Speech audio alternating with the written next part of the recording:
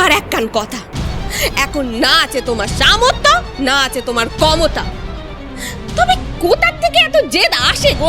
কোথার থেকে আসে? নাকি নিজের ছেলেকেই তুমি ইঞ্চে করা শুরু করেছো? ভয় পাচ্ছ তো? সুনীলদার সাহায্য নিয়ে বাচ্চা যদি বেলেতে গিয়ে মস্ত বড় ব্যারিস্টার হয়ে পেরে, আর তুমি সারা জীবন এখানে চাষবাস করে চাষা বুঝই হয়ে থেকে যাবে সব কিছু কুইয়ে, তাই তো? ছোট গিন্নি,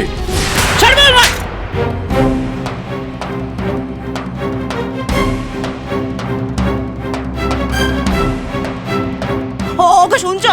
শুনছো আমার কথাটা? শোনো, আপনি আমাকে চড় মারলেন মা? তোমার এই মুখ আলোচনা বন্ধ না করলে আমার হাত কিন্তু আবার উঠবে ছোট বৌমা। তোমার কাছে যেমন বাঁচা আপন, আমার কাছে তেমনি ফোনে।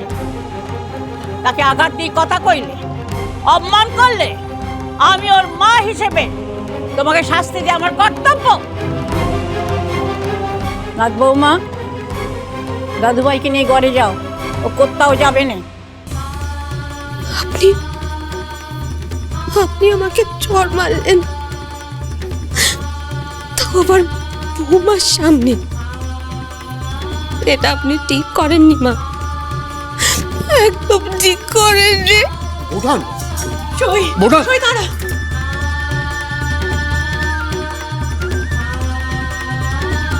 নাথ বৌমা, তোকে বলেছিলাম না সংসারে অনেক ঝড় আসে, আমি কিন্তু সেই ঝড়েরই আভাস পাচ্ছি। তুই দাদুভাইয়ের হাতটা শক্ত করে ধরে রাখিস মা, শক্ত করে ধরে রাখিস।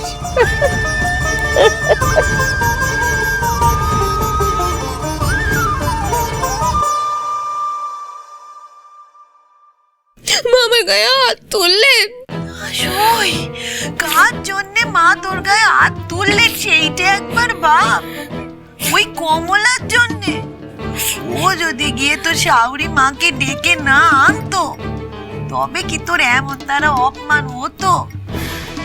ওরা এইটাই চায়, হ্যাঁ, যে তোকে দমে রেখে তোর মানিককে নিজেদের কবজায় নিতে।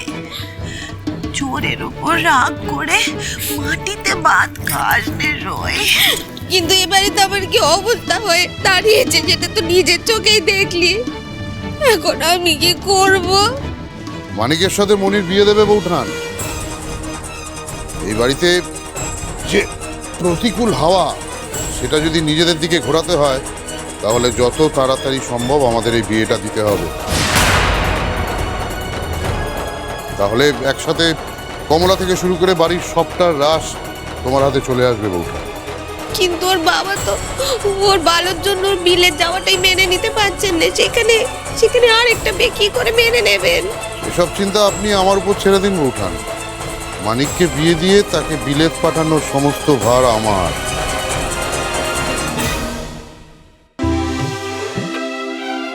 যা হচ্ছে সবটা আপনার জন্য হচ্ছে পৃথ্বীরাজ। যা বাবা, আমি আবার কি করলাম? সবাই আপনার জন্য চিন্তা করছে, আপনি ভবিষ্যতে কি করবেন সেটা নিয়ে ভাবছে। আর এদিকে তো দেখছি আপনার নিজেকে নিয়ে কোনো ভাবনাই নেই। বাহ বাহ বাহ বাহ বাহ বাহ, এখন সব দোষ আমার হয়ে গেল? হ্যাঁ, নয়তো কার হবে শুনি? ওই সব হয়েছে মনির বাবার জন্য। বউ ওকে মুখ শুদ্ধি করে আমার বিলেত পাঠানোর টিকিট কে কাটতে বলেছিল? দেখলে না কেমন ঠাকমার বাবা মিলে থোতা মুখ একেবারে ভোতা করে দিয়েছে। ঠিক হয়েছে, বেশ হয়েছে। এইটাই তো আপনার দোষ পৃথ্বীরাজ। এই দাঁড়াও, কোনটা? আপনার মুখে কোনো লাগাম নেই, যার সামনে যা খুশি তাই করে বসেন, যাকে যা ইচ্ছে তাই বলে দেন। বাহ, ওরা আমাকে তোমার থেকে দূরে পাঠানোর চেষ্টা করছে আর আমি ওদের কিছু বলবো না?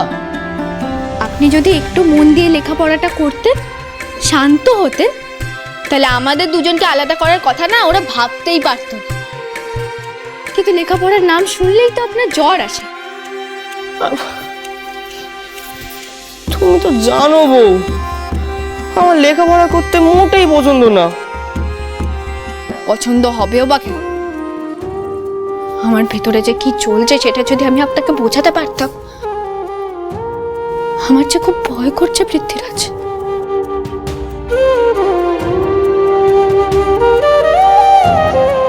কিসের ভয়? আপনাকে হারিয়ে ফেলার ভীষণ ভয় করছে আমার পৃথ্বীরাজ। আপনি কি এইটুকু বুঝতে পারছেন না?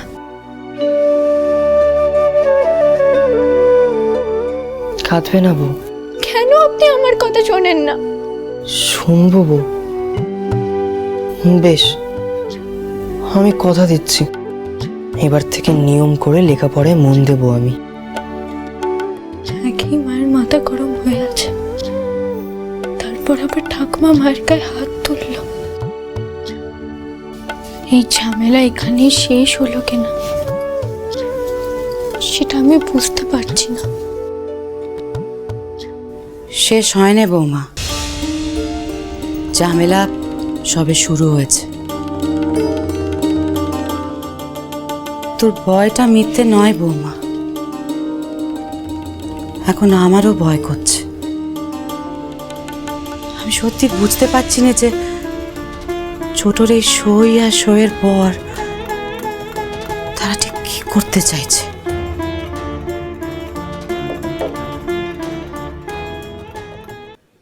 দেখো, আমি তোমাকে মনে করি আমার পরিবারের শুভাকাঙ্ক্ষী, তাই বলছি যে এত বড় একটা সিদ্ধান্ত নেওয়ার আগে আমাদের অনুমতি নেওয়া উচিত ছিল। ঠিক বলেছেন ফণিদা, আমার আপনাকে জানানো উচিত ছিল। আমার মতন দুদিনের একটা অতিথির জন্য আপনাদের বাড়িতে যেভাবে একটা বড় ঝামেলা হয়ে গেল, সেটা ভেবেই আমার লজ্জায় মাথা কাটা যাচ্ছে। আপনি আমায় ক্ষমা করে দিন। ছি ছি সুনীল, তুমি এটা কি করছো? বিশ্বাস করুন, আমি এরকমটি চাইনি। দেখো সুনীল,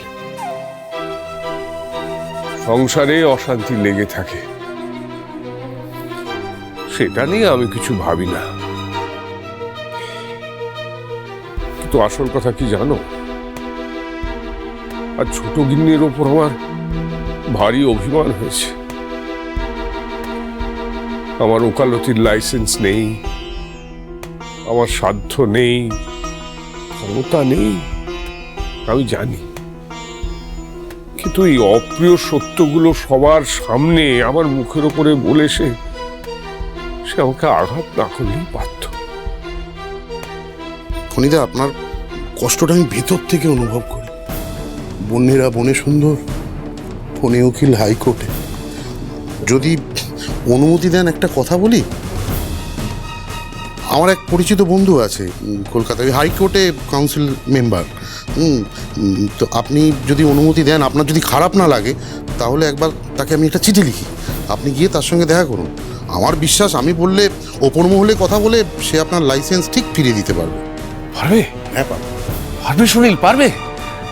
আমি যদি একবার আমার লাইসেন্সটা ফেরত পাই, এই ফণি উকিল আবার ঘুরে দাঁড়াতে পারবে। তাহলে আমি তাকে চিঠিটা লিখি। হ্যাঁ, লেখো লেখো সুনীল, লেখো। ওই চিঠি নিয়ে আমি কলকাতা যাব, আজকেই যাব কলকাতা, আজকে। নিমুখুজ্জে, তোমাকে আমি কলকাতা নয়, জাহান্নামে পাঠাবো।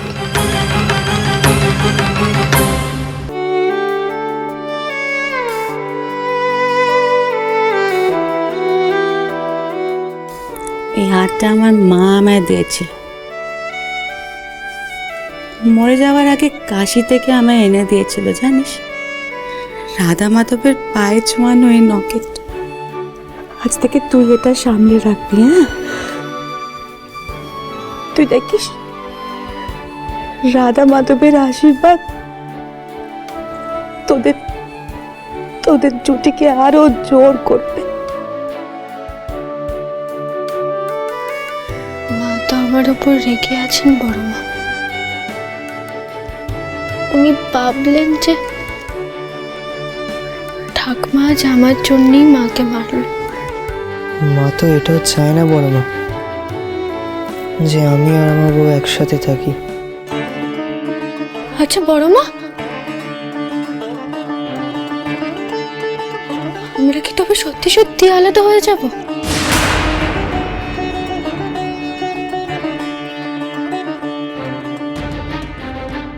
কখনো না, কখনো না। যতদিন তোদের বড় মা বেঁচে আছে, ততদিন তোদেরকে কেউ আলাদা করতে পারবে না। কথা দিচ্ছি, কথা দিচ্ছি আমি। শোন বৌমা, গোটা পৃথিবীর সবাই মিলে চেষ্টা করুক, আমি আমার সর্ব শক্তি লাগিয়ে দেবো, কিন্তু তোদেরকে আমি কিছুতেই আলাদা হতে দেব না। কথা দিলাম বাচ্চা, কথা দিচ্ছি।